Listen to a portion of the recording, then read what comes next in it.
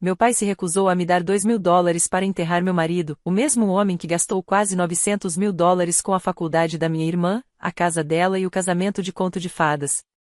Quando liguei para ele, com a voz trêmula, implorando por ajuda para dar um enterro digno ao Daniel, ele fez uma longa pausa de 10 segundos. Então disse: a Madison merece mais do que você. Você nunca mereceu nada. Minha mãe permaneceu em silêncio do outro lado da linha. Naquele dia, saí da vida deles, convencido de que seria a última vez que ouviria falar deles. Um ano depois, meu telefone tocou. Madison estava soluçando do outro lado da linha. A Receita Federal está investigando a mamãe e o papai. Eles podem ir para a prisão. Só você pode salvá-los. E percebi que, durante 25 anos, eu não era filha inútil. Eu era a única que detinha as provas. Meu nome é Gabriele, tenho 42 anos. Esta é a história de como passei de bode expiatório à pessoa que detém o destino da minha família em minhas mãos. Se você está assistindo a este vídeo, inscreva-se no canal e me diga de onde você está assistindo. Crescendo na casa dos Whitmore, aprendi desde cedo que o amor tem um preço. E o meu sempre foi reduzido a zero. Minha irmã Madison era a princesa. Era assim que meus pais a chamavam, sem ironia, sem hesitação. Ela tinha aquele tipo de beleza que fazia estranhos pararem para elogiar os genes da minha mãe. Cabelo loiro, olhos verdes, um sorriso capaz de convencer até o professor mais severo a dar mais tempo para a lição de casa. Eu era pessoa confiável, o que soa como um elogio até você perceber que é um código para aquela com quem não precisamos nos preocupar. Os números contam a história melhor do que os sentimentos jamais poderiam. A educação de Madison na USC custou aos meus pais $287.000 entre 2005 e 2009. 4 anos de universidade particular, mensalidades da fraternidade, viagens de férias de primavera para Cabo e uma festa de formatura que rivalizou com alguns casamentos. Lembro-me de estar sentada na plateia durante a cerimônia de formatura dela, vendo meu pai radiante como se tivesse ganhado na loteria. Minha educação me custou 11 anos de pagamento de dívidas. Peguei emprestado $34.000 para uma faculdade comunitária e uma universidade estadual, e paguei de volta com juros de 6% enquanto comia miojo 3 noites por semana. Ninguém compareceu à minha formatura. Meus pais tinham um torneio de golfe naquele fim de semana, e Madison estava exausta depois de um dia no spa. Quando Madison completou 18 anos, meu pai lhe entregou as chaves de um BMW Série 3 novinho em folha, $42.000 em engenharia alemã, embrulhado em um laço vermelho. Lembro-me dela gritando na entrada da garagem enquanto eu ficava observando. Eu dirigia um Honda Civic de 1998 que havia comprado por $3.000 com o dinheiro que economizei trabalhando em um supermercado desde os 16 anos. O ar-condicionado não funcionava há 2 anos. Por muito tempo, achei que a culpa era minha. Eu não era bonita o suficiente. Não era charmosa o suficiente. Não tinha aquela qualidade invisível que Madison possuía e que a tornava digna de adoração. Eu não culpo mais a Madison. Ela apenas aceitou o que lhe foi dado. Eu me culpo por ter passado 25 anos acreditando que não merecia absolutamente nada. O padrão se repetiu em cada etapa importante, mas nada o tornou mais claro do que nossos casamentos. Madison se casou em outubro de 2018 em um resort em Sedona. 180 convidados, um quarteto de cordas para a cerimônia, uma banda de 12 músicos para a recepção, flores importadas do Equador, um vestido de noiva feito sob medida que custou mais do que meu salário anual na época. $78.000. Meu pai anunciou o valor total no jantar de ensaio como se fosse uma medalha de honra. Nada é caro demais para minha filhinha, disse ele, erguendo sua taça de champanhe enquanto a plateia aplaudia. Casei-me em março de 2012 na prefeitura de Phoenix. Havia 12 convidados, a maioria familiares do Daniel e 2 amigos do trabalho. Meu vestido custou $120, comprado em uma loja de departamentos. A recepção foi um jantar com sanduíches em um café próximo. Custo total, $1.200. Nós pagamos tudo do nosso próprio bolso. Minha mãe não compareceu. Ela tinha um horário marcado no spa com meses de antecedência e não podia ser remarcado. Ela enviou um cartão com um vale-presente de $50 para um restaurante onde nunca tínhamos ido. Meu pai chegou com 40 minutos de atraso, sem presente, vestindo calças caqui e uma camisa polo como se estivesse indo para um almoço informal. Apertou a mão de Daniel com o entusiasmo de quem encontra seu contador. Boa sorte, disse-lhe ao meu marido. Espero que você ganhe dinheiro suficiente para cuidar dela. E saiu antes de cortarmos o bolo. Eu não pedi 78 mil dólares. Eu não pedi sedona, nem quartetos de cordas, nem flores importadas. Eu só queria que minha mãe estivesse lá. Eu queria que meu pai me olhasse do mesmo jeito que olhava para Madison. Mas, aparentemente, até isso era pedir demais. Naquela noite, Daniel segurou minha mão enquanto eu chorava em nosso pequeno apartamento. Eles não te veem, disse-ele baixinho. Mas eu vejo, e você merece ser amada. Ele foi a primeira pessoa que me fez acreditar que isso poderia ser verdade. A exclusão nem sempre era dramática. Às vezes era silenciosa, administrativa, como se eu tivesse sido removido de uma lista de e-mails cuja existência eu desconhecia. Em 2019, descobri que existia um grupo de bate-papo da família chamado Família Whitmore. Madison, meus pais, Brandon, marido da Madison, todos incluídos. 23 meses de planos de aniversário, organização de feriados e piadas internas. Só fiquei sabendo porque a Madison me encaminhou por engano uma mensagem que era para o grupo. Quando perguntei à minha mãe por que eu não tinha sido adicionada, ela pareceu genuinamente confusa. Ah, eu pensei que você tivesse sido, disse ela.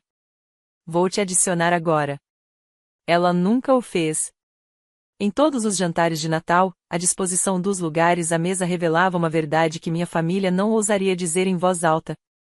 Madison e Brandon sentaram-se à mesa principal com meus pais, a mesa dos adultos, como meu pai a chamava, embora eu fosse 6 anos mais velha que minha irmã.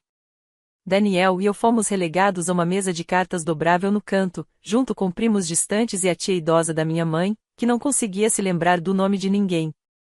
Daniel chegou a brincar dizendo que estávamos sentados com as pessoas que meus pais eram legalmente obrigados a convidar, mas que esperavam que não viessem. Ele parou de brincar quando viu minha cara. Quando fui promovido a contador sênior em 2020, após 9 anos de semanas de 60 horas e 3 certificações profissionais, ninguém da minha família reconheceu isso. Nem um cartão, nem uma ligação, nem mesmo uma mensagem de texto. 3 meses depois, Madison anunciou que ia abrir seu próprio negócio, uma imobiliária financiada integralmente pelos meus pais. Meu pai deu uma festa, 30 convidados, aperitivos servidos por um buffet, um brinde com champanhe onde ele chamou Madison de a próxima grande empreendedora da família. A empresa dela não tinha funcionários, clientes nem receita. Mas tinha o orgulho do meu pai. Eu era contador e ajudava famílias a lidar com as decisões financeiras mais complexas de suas vidas. Mas para minha família, eu era apenas uma ferramenta útil quando precisavam de alguém para revisar a papelada, invisível no resto do ano. E por falar em papelada, meu pai me pediu para revisar seus documentos fiscais 3 vezes entre 2016 e 2022. Você entende disso, ele disse. Madison não se dá bem com números. Eu deveria ter dito não. Em vez disso, ajudei porque era isso que eu fazia. Era quem eu era. Naquela época, eu não sabia que aqueles documentos se tornariam os arquivos mais importantes que eu jamais teria em mãos. Daniel Simons não era o tipo de homem que fazia grandes gestos. Ele não comprava joias caras nem planejava férias surpresa. O que ele me deu foi menor, mas infinitamente mais valioso. Ele me fez sentir vista. Nos conhecemos em 2009 em uma cafeteria perto da minha faculdade comunitária. Ele era um aprendiz de eletricista com mãos calejadas e um sorriso gentil. Eu tinha 26 anos, estava atolada em dívidas, trabalhando em 2 empregos enquanto terminava a minha graduação. Ele perguntou se podia compartilhar a mesa comigo, pois todos os outros lugares estavam ocupados. 4 horas depois, ainda estávamos conversando. Daniel ganhava 68 mil dólares por ano como eletricista industrial. Nem rico, nem pobre o suficiente para pagar as contas, tirar férias uma vez por ano e guardar um pouco para a aposentadoria. Ele nunca reclamou de dinheiro, nunca se comparou aos outros, nunca me fez sentir que eu deveria querer mais do que tínhamos. Você não precisa que eles te vejam, ele me disse certa vez depois de um dia de ação de graças particularmente doloroso, em que meu pai passou o jantar inteiro elogiando a perspicácia comercial de Madison. Você já sabe quem você é. A cegueira deles é uma perda para eles, não para você. Ele acordava todas as manhãs às 5 para fazer café antes de eu me levantar para trabalhar. Deixava bilhetinhos na minha lancheira. Me perguntava todas as noites: você precisa conversar sobre alguma coisa? Não porque fosse obrigado, mas porque queria saber. O Natal de 2021 foi o último feriado que passamos com a minha família. Meu pai fez um comentário sobre o trabalho do Daniel, algo desdenhoso sobre trabalho braçal e carreiras de verdade. Daniel pousou o garfo e olhou meu pai diretamente nos olhos. Minha esposa tem um nome, disse-lhe calmamente. É Gabriele, e ela é a pessoa mais trabalhadora que conheço. Eu agradeceria se você falasse conosco com respeito. Meu pai nos mandou embora. E nós fomos. Em 14 de março de 2024, Daniel mencionou que sentia o peito apertado. Provavelmente só estresse por causa do trabalho, disse ele. Amanhã estarei bem. Em 15 de março de 2024, recebi um telefonema do Hospital Geral de Fênix. Ele não chegou a sair da ambulância. A funerária me entregou uma pasta com os custos discriminados, impressos em colunas organizadas, serviço básico de cremação, urna simples, aluguel da sala de velório, certidões de óbito, taxas de transporte, $7.200. Eu tinha $5.200 em economias. O seguro de vida do Daniel, aquele pequeno que a empresa dele fornecia, levaria de 6 a 8 semanas para ser processado. A funerária precisava do pagamento em 10 dias. Eu precisava de $2.000. Apenas $2.000. Fiquei sentada no carro em frente à casa dos meus pais por 20 minutos antes de conseguir discar o número. Minhas mãos tremiam. Daniel estava fora havia 3 dias. Eu não tinha dormido. Não tinha comido nada além dos biscoitos que um vizinho trouxe. Eu estava movida pela tristeza e pelo desespero. Meu pai atendeu ao quarto toque. Pai, eu disse, e minha voz falhou nessa única sílaba. O Daniel faleceu. Preciso de ajuda. Preciso pegar emprestado $2.000 para as despesas do funeral. Eu te pago de volta em 6 meses. Prometo. Silêncio. 10 segundos. Eu os contei. Então, Madison acabou de comprar móveis novos para a sala de estar. Sua mãe e eu precisamos guardar nossas economias por enquanto. Senti algo dentro de mim ficar imóvel. Muito, muito imóvel. Além disso, continuou ele, Madison sempre foi ela merece nossa ajuda mais do que você. Você nunca mereceu nada do que lhe demos, Gabriele. Você sabe disso. Minha mãe não disse nada. Eu conseguia ouvir sua respiração na outra extensão da linha. Eu entendo, ouvi-me dizer. As palavras saíram sem vida, sem expressão, como se algo tivesse sido cortado dentro de mim e ainda não tivesse percebido que deveria sangrar. Eu desliguei. Vendi a caminhonete do Daniel, aquela que ele ainda estava pagando, por $3.000. Peguei o resto emprestado de uma colega de trabalho que se recusou a me devolver o dinheiro. Enterrei meu marido sem a minha família. E percebi, sentado sozinho naquela sala memorial com 12 pessoas que realmente se importavam se eu estava vivo ou morto, que eu não tinha perdido $2.000. Eu havia perdido a última ilusão que tinha de que minha família teria espaço para mim. Foi naquele dia que parei de esperar que eles reconhecessem meu valor. Foi naquele dia que fui embora. Cortar relações com a família parece dramático até você perceber como é simples na realidade. Você simplesmente para. Para de ligar. Para de mandar mensagens.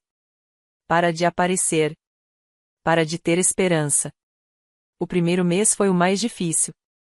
Cada vez que meu telefone vibrava, uma parte desesperada de mim esperava que fosse minha mãe ligando para pedir desculpas. Mas nunca era. Quando o nome dela aparecia, as mensagens eram variações do mesmo tema: onde você está? Seu pai está perguntando por você. O aniversário da Madison é no mês que vem. Você vem, né? Não respondi a nenhum deles. Por fim, bloqueei os números completamente. Eu me dediquei totalmente ao trabalho. A Morrison & Blake, a empresa de contabilidade onde passei 12 anos construindo minha carreira, tornou-se meu refúgio. A temporada de impostos de 2024 foi brutal. Lidei com 47 declarações complexas, incluindo 3 casos de espólio e 2 defesas contra auditorias da Receita Federal. Meu supervisor me considerou indispensável. Meus clientes enviaram cartas de agradecimento. Pela primeira vez na vida, permiti-me sentir orgulho sem imediatamente condicionar esse sentimento à desaprovação de alguém. Entrei para um grupo de apoio para viúvas em um centro comunitário perto do meu apartamento. 8 mulheres se reuniam todas as terças-feiras à noite para conversar sobre luto e reconstrução. Eles me ensinaram uma palavra que eu nunca tinha realmente entendido antes: limites. Os limites não eram muros. Não eram punições. Eram simplesmente as linhas que você traça para proteger o que resta de si mesmo quando outras pessoas já tiraram demais. Certa noite, em janeiro de 2025, eu estava arrumando meu escritório em casa, algo que eu vim evitando desde a morte de Daniel. Atrás de uma pilha de guias fiscais antigos, encontrei uma pasta de papel pardo etiquetada como documentos fiscais da família Whitmore de 2016 a 2022. Os documentos do meu pai. Daquelas vezes em que ele me pediu para dar uma olhada nas coisas. Quase joguei tudo fora. Algo me impediu, uma sensação que não consigo nomear, um instinto que sussurrava que essas páginas poderiam importar algum dia. Coloquei a pasta no meu arquivo e fechei a gaveta. 11 meses de silêncio. 11 meses de paz. Eu devia ter imaginado que não ia durar. 2 de março de 2025, 21h47. Eu estava lendo na cama quando meu celular vibrou com um número desconhecido. DDD do Arizona. Quase deixei cair na caixa postal. Os telemarketing têm sido implacáveis ultimamente. Mas algo me fez atender. Gabi. A voz estava rouca, áspera, como se alguém tivesse chorado por horas. Eu a reconheci imediatamente. Só não queria. Quem é essa pessoa? É a Madison. Por favor, não desligue. Considerei a possibilidade. Meu dedo pairou sobre o botão vermelho, mas a curiosidade venceu o instinto de autopreservação. Eu não tenho irmã, eu disse. Eu sei. Eu sei que você está com raiva. Eu mereço isso. Ela respirou fundo, tremendo. Mas preciso te contar uma coisa. A Receita Federal está investigando a mamãe e o papai. Endireitei-me na cadeira. O quê? Divisão de Investigação Criminal.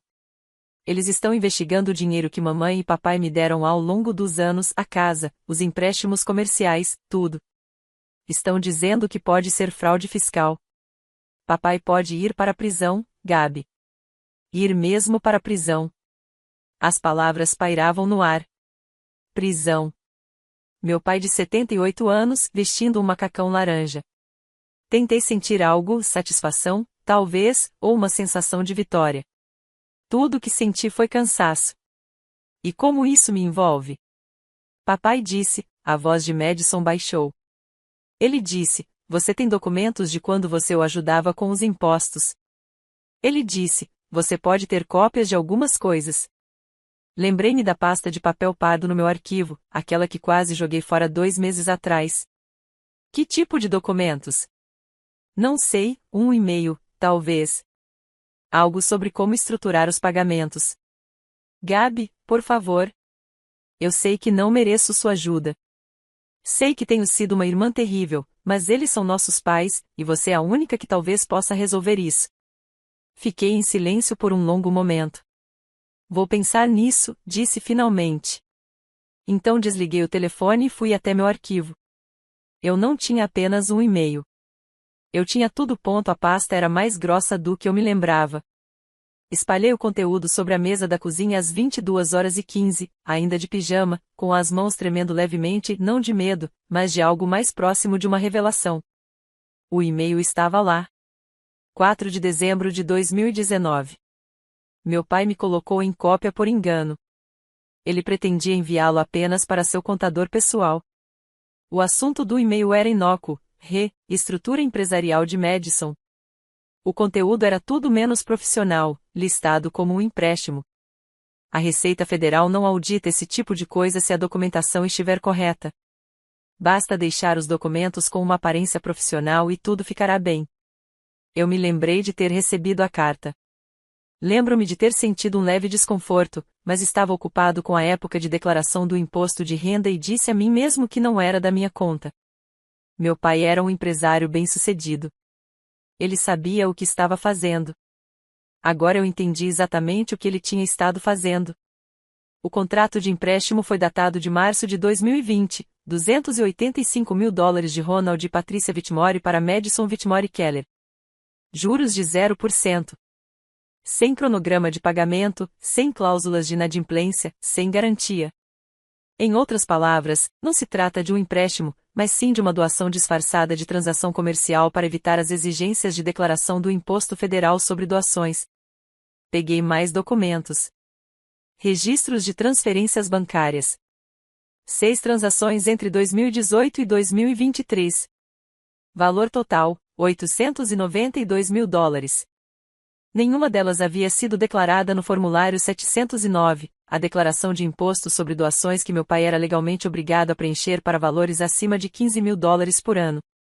Eu já tinha visto casos suficientes de fraude fiscal para saber o que estava enfrentando. Isso não era descuido. Era sonegação sistemática. Às 23h30, liguei para Marcus Webb, meu antigo colega da Morrison & Blake, agora consultor tributário independente, alguém em quem eu confiava. Marcus, eu disse quando ele respondeu, preciso que você dê uma olhada em algo e me diga exatamente o quanto de problema isso representa. Gabi, já é quase meia-noite. O que está acontecendo? Drama familiar, eu disse. Do tipo que acarreta penalidades federais. Vou fazer uma pausa aqui por um momento porque preciso te perguntar uma coisa. Se você estivesse no meu lugar, com provas que poderiam salvar ou destruir as pessoas que te abandonaram quando você mais precisava delas, o que você faria? Entregaria as provas à Receita Federal e deixaria a Justiça seguir seu curso, ou as usaria para negociar? Comente abaixo. Diga-me, equipe Justiça ou equipe Vantagem? E se você ainda está comigo, clique no botão de inscrição, porque o que aconteceu em seguida mudou tudo. 2 dias depois, Marcus me encontrou em uma cafeteria perto do escritório dele. Ele estava igualzinho a como eu me lembrava, óculos de aro de metal, têmporas grisalhas, a expressão perpetuamente preocupada de alguém que passou a vida encontrando erros na papelada dos outros. Ele espalhou minhas cópias sobre a mesa, organizando-as em ordem cronológica enquanto seu café esfriava. 20 minutos se passaram. Ele não disse nada. Observei suas sobrancelhas se erguerem cada vez mais a cada documento. Por fim, ele tirou os óculos e esfregou os olhos. Gabi, disse-lhe baixinho. Isto é mal. Muito mal. Quão ruim. Seu pai declarou transferências de doações abaixo do valor real em aproximadamente $612 mil ao longo de 5 anos. A Receita Federal pode cobrar impostos atrasados sobre os valores não declarados, que provavelmente giram em torno de $312 mil, dependendo das alíquotas aplicáveis em cada ano. Além disso, há a multa por fraude, 75% do imposto não pago. Outros $234 mil, aproximadamente, mais juros. Estamos falando de um total de mais de $600 mil. Soltei um suspiro. E o e-mail? Marcus bateu na impressão com um dedo. É isso que muda tudo. Sem isso, seu pai poderia alegar que foi um descuido, um engano. Com isso, ele balançou a cabeça. Isso demonstra intenção. Isso demonstra que ele sabia o que estava fazendo e estruturou as transações deliberadamente para sonegar impostos. Isso não é mais uma questão civil. É potencial fraude criminal. De 3 a 5 anos de prisão federal. Jesus. Sim. Marcus olhou para mim por cima dos óculos. A questão é, o que você vai fazer com essa informação? Encarei os documentos, provas que poderiam destruir meu pai. Uma vindicação por 25 anos ouvindo que eu não valia nada. Eu não quero vingança, disse lentamente. Eu quero ser vista. Quero que eles reconheçam publicamente o que fizeram. Marcus assentiu com a cabeça. Então você tem poder de barganha, provavelmente mais do que jamais teve na vida. Ele tinha razão. Mas ter poder e saber como usá-lo são duas coisas muito diferentes. Descobri sobre a festa por acaso. 3 dias depois de me encontrar com Marcos, entrei numa conta antiga do Facebook que não usava há meses. Eu a tinha criado anos atrás para manter contato com amigos da faculdade, mas na maior parte do tempo tinha me esquecido da sua existência. Quando o feed carregou, a primeira publicação que vi foi da minha mãe: junte-se a nós para celebrar 45 anos de casamento. Ronald e Patrícia Whitmore convidam você para uma noite de amor, família e legado. 15 de março, 18 horas, Scottsdale Country Club, salão de festas. A imagem em anexo mostrava meus pais em uma foto de noivado de 1980 sobreposta a um elegante convite. 127 pessoas já haviam confirmado presença. Os comentários estavam repletos de parabéns e emojis de coração. Analisei os detalhes: banda de jazz ao vivo, jantar de 4 pratos, coquetéis personalizados. Um fotógrafo da revista Scottsdale Living cobriria o evento para a sessão a famílias notáveis. Meus pais estavam dando uma festa que provavelmente custou mais do que todo o funeral de Daniel. Verifiquei a lista de convidados: Madison, Brandon, primos de quem mal me lembrava, sócios, amigos do golfe, amigos do clube de campo. Meu nome não estava lá. Claro que não. Encarei a data no convite: 15 de março. 1 ano, naquele mesmo dia, desde que Daniel morreu. 1 ano desde que implorei ao meu pai por ajuda e ouvi dele que eu não merecia nada. O universo tem um senso de humor sombrio. Refleti sobre as palavras de Marcos: você tem poder de barganha. Pensei nos documentos que estavam no meu arquivo. Pensei no meu pai parado naquele salão de baile, rodeado por todos aqueles que ele queria impressionar, celebrando seu legado de família e amor, um legado construído sobre mentiras, exclusão e $892.000 escondidos da Receita Federal. E de repente, eu soube exatamente o que ia fazer. Não vingança. Algo melhor: acerto de contas. Meu pai me ligou no dia 8 de março, a primeira vez em quase 1 ano. Deixei tocar 4 vezes antes de atender. Fiz ele esperar. Gabriele. Sua voz era exatamente como eu me lembrava, aquela mistura peculiar de autoridade e irritação, como se eu fosse uma funcionária que tivesse perdido um prazo. Precisamos conversar sobre esses documentos. Desculpe. Quem é? Não brinque comigo. Madison te contou sobre a situação com a Receita Federal. Preciso que esses documentos sejam enviados ao meu advogado imediatamente. Seu advogado? Mantive minha voz neutra. Aquele que te ajudou a estruturar aqueles empréstimos que na verdade não eram empréstimos? Silêncio. Escute com atenção, disse meu pai, endurecendo o tom de voz. Isto é um assunto de família. Tudo que você pensa que tem pertence à família. Você vai entregar e nós esqueceremos toda essa situação desagradável. Sensação desagradável. Repeti a palavra lentamente, sentindo sua inadequação. Você quer dizer como me dizerem que não mereço ajuda quando meu marido está morto? Esse tipo de sensação desagradável? Isso não tem nada a ver com isso. Tem tudo a ver com isso. Minha voz não se elevou. Pelo contrário, ficou mais baixa, mais calma. Você passou 25 anos deixando claro que eu não valia nada para você. Gastou $892.000 com a Madison enquanto me dizia que eu não merecia nada. E agora você precisa de mim? Se você enviar qualquer coisa para a Receita Federal, vou contar para todo mundo que você é uma criança vingativa e ingrata. Vou processá-lo por roubo de documentos confidenciais. Tenho advogados. Você tem advogados? Repeti. E eu tenho um e-mail onde você instruiu explicitamente seu contador a preencher documentos falsos. Um e-mail que você me enviou por engano em cópia. A Divisão de Investigações Criminais da Receita Federal provavelmente acharia isso muito interessante. Mais silêncio. Desta vez, mais longo. O que você quer? A arrogância estava se desfazendo. Eu conseguia ouvir o medo por baixo. Eu te aviso, eu disse, e desliguei. Pela primeira vez na minha vida, meu pai não teve a última palavra. 2 dias depois, minha mãe ligou. Abordagem diferente, mesmo objetivo. Querida, disse ela com a voz trêmula. Não consegui distinguir se era genuíno ou ensaiado. Esperei 37 anos para ouvir minha mãe me chamar de querida. Agora, soava vazio, mais um artifício do que um termo carinhoso. Você está ligando para se desculpar? Perguntei, ou para pedir documentos? Uma pausa. Ambos? Quero ambos. Ao menos ela foi honesta.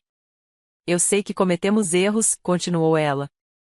Eu sei que a família foi injusta com você às vezes, mas seu pai está sob muita pressão agora. A saúde dele não é mais a mesma. Se ele for preso. Você sabia? Interrompi. Sobre a fraude fiscal? Silêncio. Preciso de uma resposta, mãe. Você sabia que ele estava escondendo dinheiro através dos empréstimos comerciais falsos da Madison? Eu confiei no seu pai para cuidar das finanças. Não fiz perguntas. Você não fez perguntas quando ele gastou 900 mil dólares com a Madison e nada comigo. Mantive a voz firme. Você não disse nada quando ele me disse que eu não merecia ajuda para enterrar meu marido. Você nunca disse nada. Gabi, por favor. Seu silêncio não era neutro, mãe. Era uma escolha. Cada vez que você permanecia em silêncio enquanto ele me tratava como se eu não fosse nada, você estava concordando com ele. Agora eu conseguia ouvi-la chorar, lágrimas verdadeiras ou lágrimas estratégicas. Já não tinha certeza se isso importava mais. Ele vai alterar o testamento, disse ela de repente. Seu pai disse que se você entregar esses documentos à Receita Federal, ele vai garantir que você não receba um centavo. Eu ri. Ri de verdade. Mãe, eu não estou no testamento do papai desde 2018. Eu vi os documentos quando ele me pediu para revisar os papéis do inventário dele, 5 anos atrás. Tudo vai para Madison. Sempre foi assim. O choro cessou. Eu não sabia disso, ela sussurrou. Não, eu disse.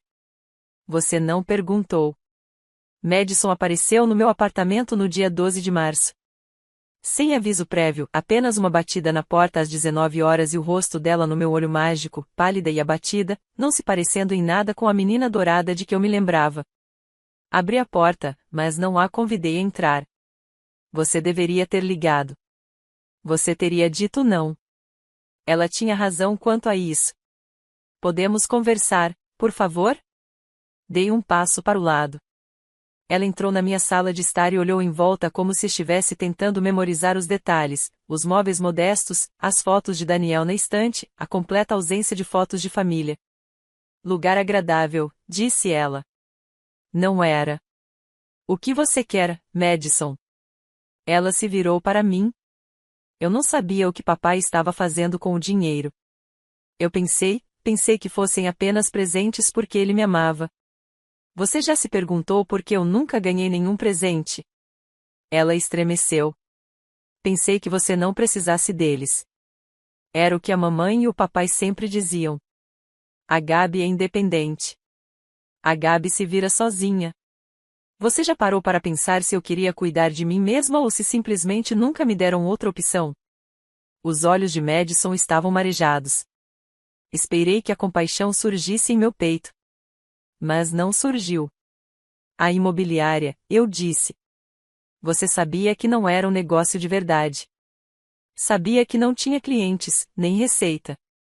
De onde você achava que viria o dinheiro? Achei que era um investimento no meu futuro. Era um paraíso fiscal. Você era um veículo para esconder dinheiro da Receita Federal. Papai não te deu 900 mil dólares porque te ama, Madison. Ele te deu porque precisava de um lugar para colocar dinheiro que o governo não pudesse ver. Vi minhas palavras atingirem. Vi a menina prodígio perceber que seu pedestal era uma farsa. Isso não é verdade, ela sussurrou. Mas a certeza havia desaparecido de sua voz. Pergunte a si mesma, eu disse, se ele realmente a amava incondicionalmente, por que cada presente vinha acompanhado de papelada? Ela não tinha resposta. Deixei o silêncio se prolongar até que Madison o interrompeu. O que você vai fazer? Pensei nisso durante dias, imaginei vários cenários, consultei Marco sobre o que era legal, o que era ético, o que era simplesmente humano. Diga à mamãe e ao papai que eu tenho condições. Madison endireitou-se ligeiramente. Condições. 3 coisas. Levantei os dedos enquanto contava. Primeiro, um pedido público de desculpas na festa de aniversário, em 15 de março, diante de seus amigos, seus sócios, todos aqueles a quem eles passaram 45 anos tentando impressionar. Eles reconhecem como me trataram 25 anos de favoritismo, exclusão e crueldade em voz alta, em público. Gabi. Em segundo lugar, eles admitem que erraram ao me negar ajuda quando Daniel morreu, especificamente citando o nome dele. Eles dizem que lamentam ter me dito que eu não merecia ajuda. O rosto de Madison empalideceu. Eles nunca vão concordar com isso. Terceiro, $2.000 mais juros, 7% compostos ao longo de 12 meses. Total de $2.140. Isso não é nada. É troco para eles. Exatamente. Encarei-a nos olhos.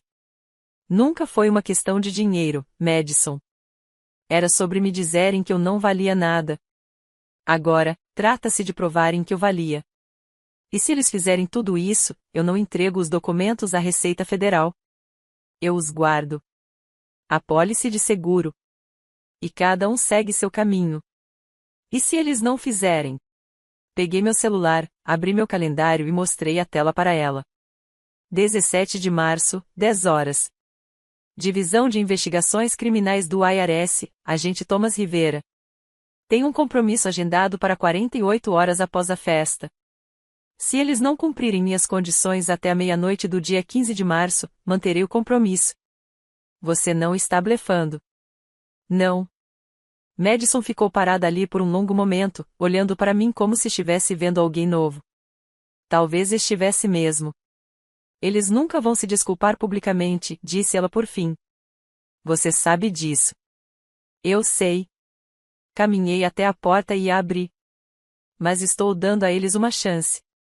Assim, quando tudo desmoronar, eles não poderão dizer que eu não fiz nada. Ela saiu sem dizer mais nada. A escolha agora era deles. 15 de março de 2025. Exatamente um ano desde que segurei a mão de Daniel em um quarto de hospital e vi os monitores ficarem planos. O Scottsdale Country Club ficava à beira de um campo de golfe, todo colunas brancas e sebes bem cuidadas, o tipo de lugar que cobrava $250 por uma inscrição de sócio só para ver se você era um candidato em potencial. Meu pai foi membro por 18 anos, seu lugar favorito para se sentir importante. Observei do meu carro a chegada dos convidados.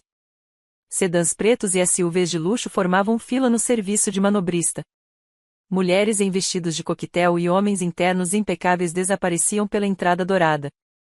Um fotógrafo da revista Scottsdale Living aguardava perto da porta, registrando as chegadas para matérias sobre famílias proeminentes. 127 pessoas compareceram para celebrar os 45 anos do casamento dos Whitmore, um legado de família, amor e mentiras. Através das altas janelas, eu podia ver o grande salão de baile se enchendo. Arranjos florais de $8.000, um conjunto de 10 de 4 integrantes, lustres de cristal banhando tudo com uma luz quente e favorecedora. Meus pais estavam perto da entrada, cumprimentando os convidados como se fossem da realeza recebendo súditos. Meu pai, de terno cinza escuro, que provavelmente custava mais do que meu aluguel mensal. Minha mãe, com um vestido vermelho de lantejoulas e diamantes no pescoço. Madison e Brandon estavam por perto. Mesmo à distância, eu conseguia perceber a tensão nos ombros de Madison. Ela sabia o que estava por vir. Ou melhor, sabia o que poderia estar por vir. Eu havia enviado minhas condições por meio dela. A resposta dos meus pais chegou às 6 horas por mensagem de texto do meu pai: não me arrependo de proteger minha família. Venha à festa ou não, mas não espere que eu me humilhe por causa da sua birra. Típico. Mesmo agora, ele só consegue enxergar isso como um problema meu. Eu não ia à festa. Tinha algo melhor planejado. Madison me ligou 30 minutos antes do horário marcado para o início da festa. Ele disse não. Sua voz era monótona, derrotada. Eu implorei a ele, Gabi. Eu literalmente me ajoelhei e implorei para que ele simplesmente pedisse desculpas, para que fizesse essa única coisa. O que exatamente ele disse? Ele disse e ela respirou fundo, com a voz trêmula que se recusa a pedir desculpas àquela garota na frente dos amigos. Disse que você está tentando chantageá-lo e que não vai negociar com terroristas. Terroristas. 25 anos dando tudo e não pedindo nada em troca. E eu era um terrorista por querer reconhecimento. E a mamãe, ela chorou, disse que conversou com ele. Depois, ela foi arrumar o cabelo. Uma risada amarga.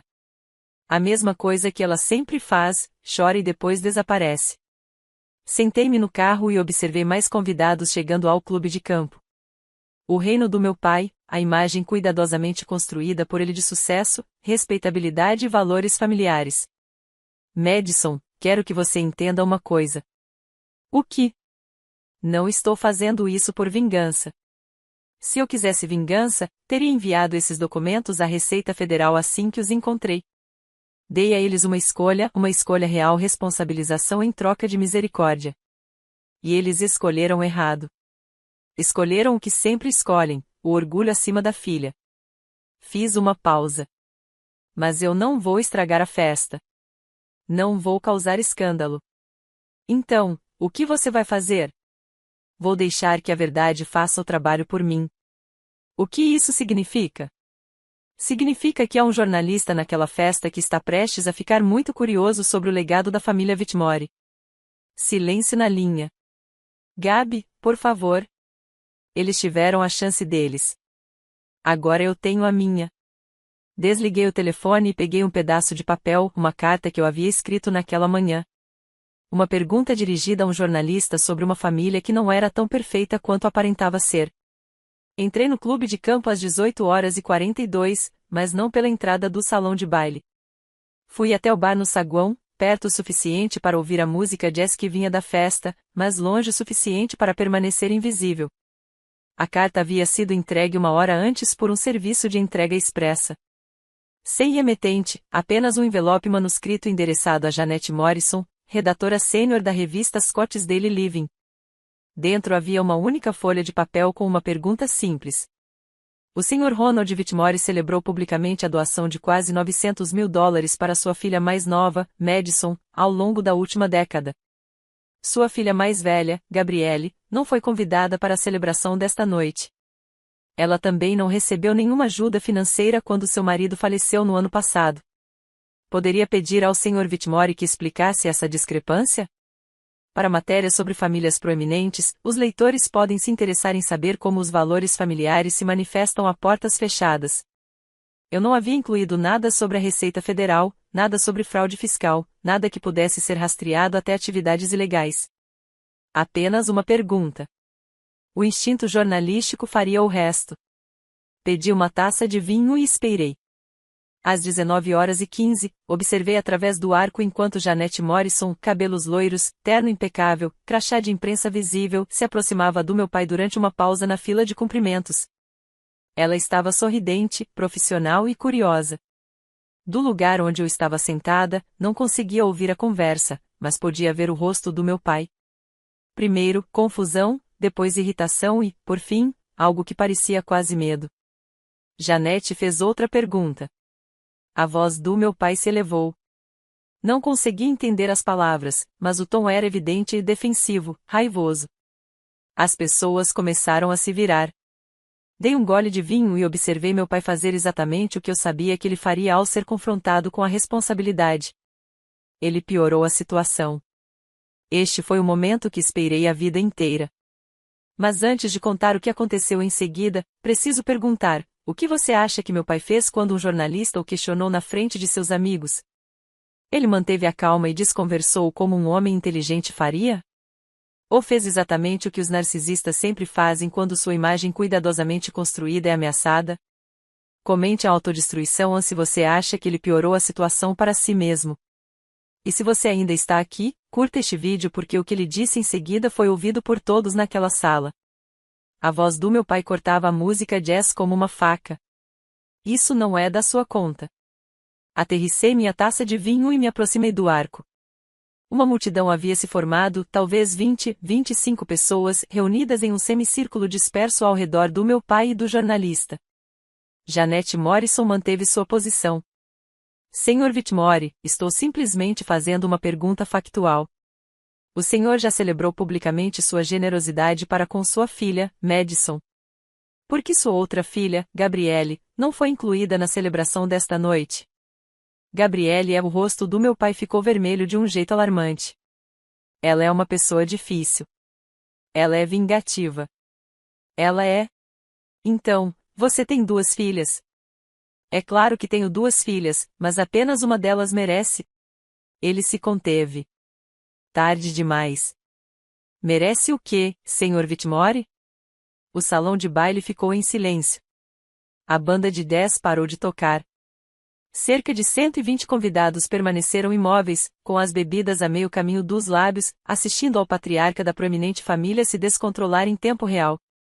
Madison merece nosso apoio, disse meu pai, tentando se recompor. Ela sempre foi o tipo de filha que... Uma voz vinda da multidão. Reconheci David Miller, um dos sócios mais antigos do meu pai. E, por coincidência, também um dos meus clientes de impostos. Eu conheço a Gabriele. Ela cuidou dos impostos da minha empresa por 3 anos. Ela é uma das pessoas mais profissionais e íntegras com quem já trabalhei.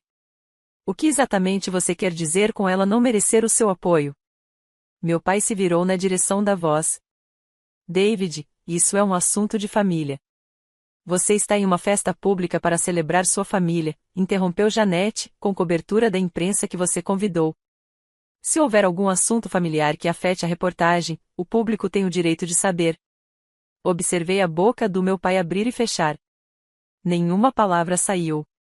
Alguém que estava perto do fundo levantou um celular e começou a gravar. O legado de Ronald Whitmore, pilar da comunidade de Scottsdale, estava se desfazendo em tempo real, e ele não tinha a quem culpar senão a si mesmo. Em uma festa como aquela, os rumores se espalham mais rápido que champanhe. Em 30 minutos, todo o salão de baile fervilhava com sussurros de fragmentos da verdade. Aparentemente, ele deu quase $1 milhão a uma de suas filhas. O outro nem sequer foi convidado esta noite. Algo sobre se recusar a ajudar em um funeral. Você ouviu o que ele disse? Só um merece. Fiquei no bar do lobby, saboreando minha segunda taça de vinho, observando o êxodo pelas janelas. Os hóspedes começaram a sair mais cedo, checando seus relógios com repentina urgência, inventando obrigações que não existiam uma hora atrás. Minha mãe tentou minimizar os danos. Eu conseguia vê-la através do arco, movendo-se de grupo em grupo com um sorriso brilhante e desesperado. Houve um mal-entendido, ouvi-a dizer a alguém. Desentendimentos familiares. Sabe como é? Mas ninguém acreditou. A pergunta tinha sido feita. A resposta tinha sido dada. Não havia como voltar atrás. Madison ficou paralisada num canto com Brandon, ambos pálidos como fantasmas. Ela olhou para cima uma vez em direção ao saguão, e nossos olhares se encontraram através do arco. Ergui levemente minha taça de vinho. Ela desviou o olhar. Janete Morrison ainda estava lá, ainda fazendo anotações, agora entrevistando outros convidados, obtendo citações, construindo uma história. Às 20h30, meu celular vibrou. Era uma mensagem de um número desconhecido. Gabriele, aqui é David Miller. Acabei de saber o que aconteceu.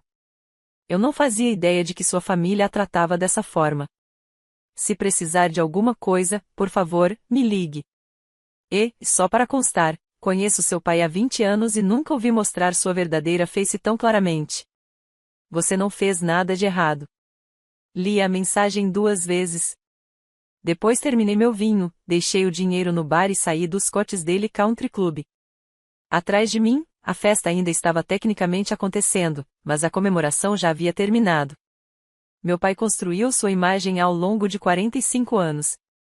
Bastaram 30 minutos para destruí-la. 17 de março, 10h01. Escritório do IRS em Phoenix, Divisão de Investigações Criminais. O prédio era exatamente tão deprimente quanto eu esperava, luzes fluorescentes, carpete cinza, um leve cheiro de burocracia e medo. Fiz o meu registro na recepção e esperei sentado numa cadeira de plástico até que um homem de meia idade, vestindo um terno padrão do governo, viesse me buscar. Senhorita Simons, sou o agente Thomas Rivera. Obrigado por ter vindo. Seu escritório era pequeno e abarrotado de caixas de arquivos. Uma foto emoldurada de duas crianças estava sobre sua mesa. Ele indicou uma cadeira e eu me sentei. Você disse ao telefone que possui documentos relacionados a uma investigação em andamento. Eu faço.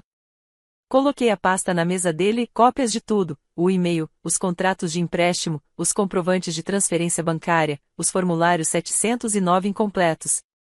O agente Rivera passou 45 minutos revisando os materiais. Seu rosto não demonstrava nenhuma emoção. Ele fazia anotações em um bloco de notas amarelo com uma caligrafia tão caprichada que parecia uma fonte. Finalmente, ele olhou para cima. Esses documentos parecem mostrar um padrão de sonegação sistemática de imposto sobre doações ao longo de aproximadamente 5 anos. O e-mail de dezembro de 2019 é particularmente significativo. Ele demonstra uma clara intenção de enganar. Eu entendo. Se nossa investigação confirmar o que esses documentos sugerem, seu pai poderá enfrentar uma dívida tributária de cerca de US$ 300 mil, além de uma multa por fraude de aproximadamente 75%, mais os juros acumulados.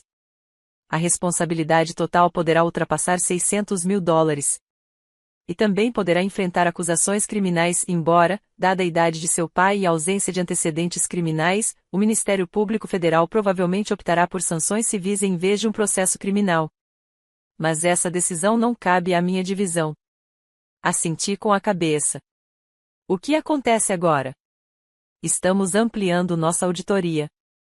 Seu pai será notificado em até 7 dias úteis. Ele fez uma pausa. Você entende que, uma vez que você enviar esses documentos, esse processo não poderá ser revertido? Eu entendo. E você ainda está disposto a prosseguir? Pensei em Daniel. No funeral que paguei sozinha. Em me dizerem que eu não merecia nada. Sim, eu disse. Sou eu. A carta da Receita Federal chegou à casa dos meus pais no dia 24 de março. Eu sei porque Madison me ligou 20 minutos depois que meu pai abriu. Eles estão ampliando a auditoria. Sua voz era oca. 6 anos de declarações de imposto de renda. Estão pedindo documentação para cada transferência para minha empresa. Eu te disse o que ia acontecer. Meu pai nunca ouvi assim. Ele jogou um abajur. Minha mãe se trancou no quarto. Ela fez uma pausa. O advogado dele ligou hoje de manhã e disse que a Receita Federal tem provas de declaração falsa intencional. Ele disse que não podem mais alegar que foi um engano. Ouvi sem responder. Não havia nada a dizer. O advogado disse que quem forneceu esses documentos à Receita Federal transformou uma auditoria civil em uma investigação de fraude. Ele disse que, sem aquele e-mail, eles poderiam ter conseguido um acordo para pagar apenas as multas. Agora a voz de Madison falhou. Agora ele está enfrentando uma confissão de fraude civil, antecedentes criminais permanentes e registro público. Isso parece ser uma consequência de suas ações. Você fez isso? Não. Mantive a voz calma. Ele fez isso em 2019, quando enviou aquele e-mail. Em 2020, quando apresentou documentos falsos. Todos os anos ele optou por esconder dinheiro em vez de pagar o que devia. Eu simplesmente parei de acobertá-lo. Silêncio na linha. Você está feliz agora? Perguntou Madison finalmente. Era isso que você queria? Refleti seriamente sobre a questão. Eu era feliz? Não. Satisfação não era o mesmo que felicidade. Justiça não era o mesmo que alegria. Eu queria ser vista, eu disse. Eu queria que ele reconhecesse, ao menos uma vez, que eu merecia a mesma consideração que você. Ele escolheu o orgulho. E foi aonde essa escolha levou. Vou me encontrar com meu próprio advogado amanhã, disse Madison em voz baixa. Para separar minhas finanças das dos meus pais. Isso provavelmente é uma atitude inteligente. A filha predileta, disse ela com amargura, protegendo-se do próprio pedestal. Bem-vindo à realidade, eu disse. É desconfortável aqui, mas pelo menos é honesto. O artigo foi publicado em 1º de abril, uma data cruel, embora eu duvide que Janet Morrison tenha planejado isso. O legado Whitmore, a história de 2 filhas. Não foi notícia de primeira página. A revista Scott's Daily Living não publicava escândalos na primeira página. Em vez disso, a notícia foi publicada como uma matéria especial na seção de opiniões da comunidade, 3 páginas, incluindo fotos da festa de aniversário que agora pareciam mais uma prova do que uma celebração. Janette Morrison tinha feito a sua pesquisa. O artigo não mencionava a investigação do IRS, ela não tinha acesso a essa informação, mas documentava todo o resto com precisão cirúrgica. Os 900 mil dólares gastos com Madison ao longo de uma década. Os $0 gastos comigo. O acesso de raiva do meu pai na festa, citado textualmente por 3 testemunhas diferentes. A declaração de David Miller de que eu era uma das pessoas mais profissionais com quem ele já havia trabalhado. Um convidado não identificado descrevendo meu pai como visivelmente hostil quando questionado sobre sua filha mais velha. A parte mais prejudicial foi o final. Ao ser questionado, Ronald Whitmore recusou-se a dar entrevista. Sua esposa, Patrícia, forneceu uma breve declaração por escrito: nossos assuntos familiares são privados. Nenhum dos dois respondeu às perguntas sobre o motivo pelo qual sua filha mais velha, uma respeitada profissional da área tributária na região de Phoenix, não foi convidada para a celebração nem mencionada nos discursos ou nas fotos da noite. As consequências foram imediatas. A filiação do meu pai ao Scottsdale Country Club foi colocada em revisão enquanto se aguardam esclarecimentos sobre certos assuntos. 3 sócios cancelaram almoços que haviam agendado. O nome Whitmore, antes sinônimo de sucesso e respeitabilidade, agora vinha acompanhado de ressalvas. Li o artigo no meu apartamento com uma xícara de café que já tinha esfriado horas antes. Não me senti triunfante. Não me senti vingada. Senti-me cansada, aliviada e, finalmente, compreendida. Não pelos meus pais. Por todos os outros. Às vezes, isso precisa ser suficiente. A Receita Federal divulgou suas conclusões preliminares em maio de 2025. Eu sei os números porque Madison me contou. Não éramos próximas. Talvez nunca sejamos, mas ela começou a ligar uma vez por semana, conversas breves, na maioria das vezes tentando entender uma infância que só agora ela conseguia enxergar com clareza. A avaliação foi brutal. Impostos sobre doações não declarados, $312 mil. Multa por fraude de 75%, $234 mil. Juros acumulados em 5 anos, $67 mil. Responsabilidade total, $613 mil. Meu pai teve que vender 2 carros de sua coleção de carros antigos, um Mustang de 1965 e um Corvette de 1970 que ele passou 15 anos restaurando. Valor total, $185 mil. Ele fez saques antecipados de 2 contas de aposentadoria, pagando multas adicionais além de tudo mais. A investigação criminal acabou sendo arquivada. O agente Rivera estava certo. O Ministério Público Federal levou em consideração a idade do meu pai, a ausência de antecedentes criminais e decidiu que as sanções civis seriam suficientes. Mas a condenação por fraude civil tornou-se parte de seu registro permanente, um documento público. Qualquer pessoa que consultasse veria. Ronald Whitmore, empresário respeitado, membro de clube de campo, pilar da comunidade, havia admitido oficialmente ter fraudado o governo federal. Madison teve que refazer sua declaração de imposto de renda referente a 5 anos. Valor adicional devido, $47 mil. O negócio dela, a imobiliária que nunca havia dado lucro, foi dissolvido. O dinheiro que seus pais haviam repassado por meio dela foi reclassificado como doações tributáveis. Estou vendendo a casa, ela me disse durante uma de nossas ligações. Aquela que mamãe e papai me deram. Não consigo mais olhar para ela sem enxergar o que ela realmente era. Um paraíso fiscal disfarçado de casa dos sonhos. O que você vai fazer? Algo que eu deveria ter feito anos atrás. Descobrir quem eu sou quando não estou em cima de uma pilha de dinheiro alheio. Foi a primeira vez que Madison me pareceu alguém que eu poderia eventualmente perdoar. Meus pais lidaram com as consequências exatamente como eu esperava, mal. Meu pai mergulhou no silêncio e no ressentimento. Segundo Madison, ele passava a maior parte dos dias em seu escritório bebendo uísque e se recusando a falar sobre o ocorrido. Ele culpava a todos, menos a si mesmo. A Receita Federal era corrupta. O jornalista era vingativo. Eu era mentalmente instável. Responsabilidade era uma língua estrangeira que ele não tinha interesse em aprender. 3 semanas depois da decisão da Receita Federal se tornar pública, minha mãe me enviou uma carta. Escrita à mão, com 4 páginas. Gabi, não espero que você leia isto. Não o culparia se jogasse fora, mas preciso dizer o que deveria ter dito anos atrás. Desculpe. Sinto muito por ter ficado em silêncio quando seu pai a tratou injustamente. Sinto muito por ter escolhido o conforto dele em vez do seu bem-estar. Sinto muito pelo casamento que perdi. Sinto muito pelo funeral ao qual deveria ter comparecido. Sinto muito por 25 anos fingindo que a desigualdade era normal porque era mais fácil do que lutar. Eu não mereço seu perdão. Não estou pedindo por ele.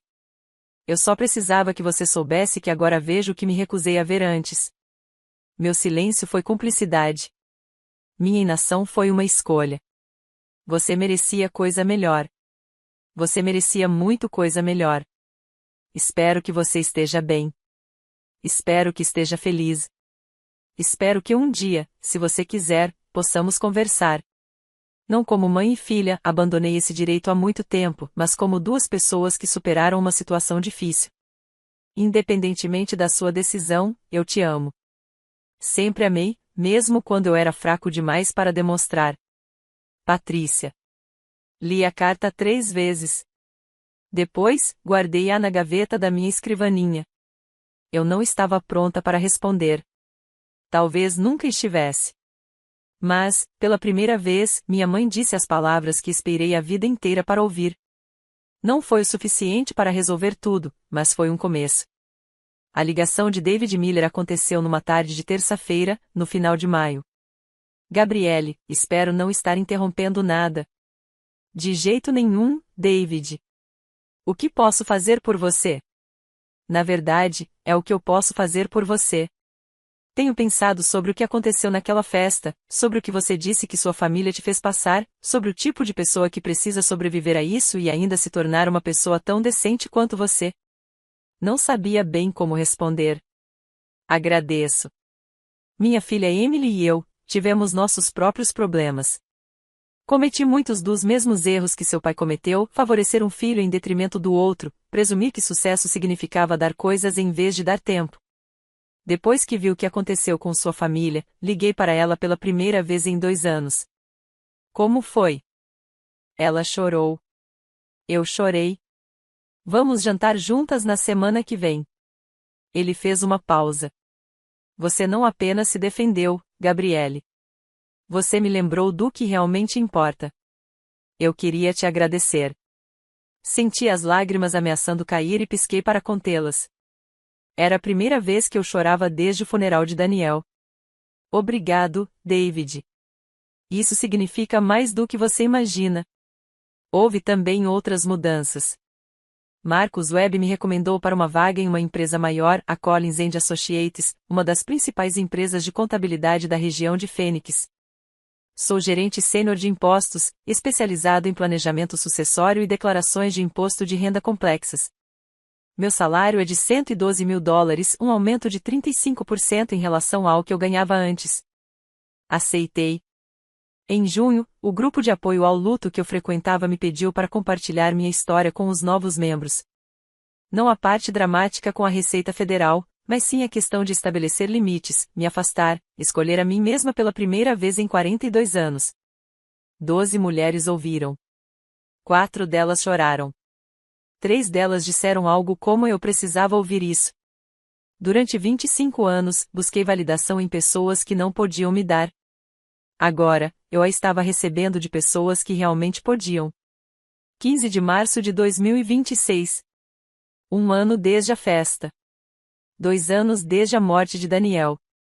O cemitério estava silencioso sob a luz da manhã. O orvalho ainda se agarrava à grama. Um sabiá cantava em algum lugar entre as árvores perto do galpão de manutenção.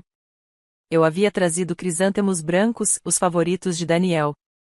Ele costumava comprá-los para mim em todos os aniversários, porque dizia que representavam verdade e lealdade. Somos nós, ele me dizia. Verdadeiros e leais. Coloquei as flores junto à sua lápide. Mármore cinza simples com palavras simples. Daniel James Simons. De 1980 a 2024. Amado marido. Você merece ser amado, ah. Eu mesma escolhi aquela inscrição, as últimas palavras que ele me disse e nas quais eu pude realmente acreditar. Ei, eu disse baixinho, sentando-me de pernas cruzadas na grama. Faz tempo. Contei tudo para ele, a investigação da Receita Federal, a festa, o artigo, meu novo emprego, os telefonemas semanais de Madison, a carta da minha mãe que eu ainda não tinha respondido. Você tinha razão, eu disse, em tudo. Você me disse que eu não precisava que eles me vissem. Você me disse que eu já sabia quem eu era. Só precisei de um tempo para acreditar nisso. Uma brisa agitava os crisântemos. Eu não fiz isso por vingança. Quero que você saiba disso. Fiz isso porque você me ensinou algo que eu nunca tinha aprendido antes. Que se proteger não é egoísmo. Que ir embora não é fraqueza. Que amar não significa aceitar a crueldade. Fiquei uma hora conversando sobre nada e sobre tudo, os detalhes banais do meu novo apartamento, os clientes do meu novo emprego, a coisa estranha e frágil que estava crescendo entre mim e minha irmã. Quando finalmente me levantei para ir embora, pressionei minha mão contra a lápide. Gostaria que você estivesse aqui para ver em quem me transformei, sussurrei. Mas talvez você já possa ver. O sabiá cantou novamente enquanto eu me afastava. Pela primeira vez em anos, eu não estava me afastando de algo. Eu estava caminhando em direção a algo. Escrevi um e-mail para minha mãe em julho, 4 meses depois de receber a carta dela. Foram necessárias 11 versões até que eu conseguisse encontrar as palavras certas. Mãe? Eu li sua carta. Li várias vezes. Agradeço por tê-la escrito. Agradeço por reconhecer o que aconteceu. Não estou pronto para perdoar. Isso pode nunca acontecer. Não posso prever o futuro. O perdão não é algo que eu possa forçar ou agendar. Tem que acontecer naturalmente, se é que vai acontecer. Mas estou disposto a tentar algo menor. Comunicação. Se você quiser entrar em contato, eu responderei. Mas não por telefone, ainda não estou preparado para isso. Somente por e-mail. E existem condições. Nada de falar do papai. Não tenho nada a dizer a ele e não quero receber informações de segunda mão. Sem chantagem emocional. Sem obrigações familiares. Sem manipulação. Não me peçam para resolver problemas, mediar ou fazer as pazes. Esse não é o meu papel. Se você puder respeitar esses limites, podemos tentar construir algo aos poucos, com cuidado. Não prometo nada além de que lerei o que você escrever. Se essas condições não forem adequadas para você, eu entendo, mas é o que posso oferecer no momento. Gabriele. Minha mãe respondeu 3 dias depois. Breve e sincera. Aceito suas condições. Obrigada por me dar uma chance que provavelmente não mereço. Escreverei novamente na próxima semana. Amor. Mãe? Depois disso, trocávamos e-mails 2 vezes por mês. Coisas pequenas no início, o que ela estava lendo, como estava crescendo seu jardim. Nada pesado, nada que reabrisse feridas antigas. Eu nunca respondi ao meu pai. Ele nunca entrou em contato. Algumas relações não foram feitas para serem reparadas, apenas para serem terminadas. Madison e eu trocávamos mensagens de vez em quando. Em agosto, ela me mandou uma foto do consultório da terapeuta dela, uma folha de exercícios intitulada Estabelecendo Limites. Aprendendo o básico, escreveu ela. Antes tarde do que nunca. Antes tarde do que nunca, concordei. Ainda não éramos irmãs. Talvez estivéssemos nos tornando algo melhor, 2 pessoas que escolhiam se entender apesar de tudo. Setembro de 2026. 18 meses desde a festa. Uma eternidade desde que eu estava na entrada da casa dos meus pais implorando por $2.000. Meu novo apartamento tinha uma varanda pequena, mal cabiam 2 cadeiras e um vaso de planta. Mas era minha. Eu me sentava lá fora quase todas as noites, observando o pôr do sol pintar o horizonte de fênix em tons de laranja e rosa. A Collins & Associates era tudo o que minha antiga empresa não tinha sido, colegas que respeitavam minha experiência, sócios que se lembravam do meu nome, clientes que enviavam cartas de agradecimento e indicações. Pela primeira vez na minha carreira, senti-me como um profissional e não como um empregado. Eu havia começado a escrever um blog, anonimamente, sobre limites familiares e sobrevivência emocional. A primeira postagem, Quando amar sua família significa deixá-la, teve 2.300 visualizações na primeira semana. Comentários de estranhos que reconheceram suas próprias histórias na minha começaram a surgir. Pensei que fosse o único. Você me fez sentir menos louca. Vou começar a fazer terapia na semana que vem por causa disso. Após 38 anos me sentindo invisível, agora estranhos na internet me viam com mais clareza do que meus pais jamais conseguiram. Eu não estava namorando. Não estava pronta. Daniel merecia ser velado como deveria, e eu merecia me curar no meu próprio ritmo. O luto não era uma tarefa a cumprir ou uma etapa a ser superada. Era um cômodo onde eu viveria por um tempo, e tudo bem. Em algumas noites, eu me perguntava o que meu pai estaria fazendo, se ele pensava em mim, se ele se arrependia de alguma coisa. Então eu me lembrava de que aquilo não importava mais. O arrependimento dele, ou a falta dele, era problema dele. Agora eu tinha minha própria vida para construir, meu próprio futuro para criar, meu próprio valor para definir. Em histórias como essa, ninguém sai ganhando. De verdade. O estrago é grande, os anos perdidos são muitos. Mas não perdi mais nenhuma, e isso foi o suficiente. Obrigado por terem ficado comigo até o final. Se a minha história te ajudou a enxergar algo sobre a tua própria família ou te deu permissão para estabelecer um limite que tens receio de estabelecer, então partilhá-la valeu a pena. Estabelecer limites não é egoísmo, é questão de sobrevivência. E às vezes as pessoas que dizem nos amar mais são aquelas de quem mais precisamos nos proteger. Curta, inscreva-se e ative o sininho de notificações para não perder as próximas novidades. E se você quiser ouvir mais histórias como essa, confira a descrição para encontrar links para outros vídeos.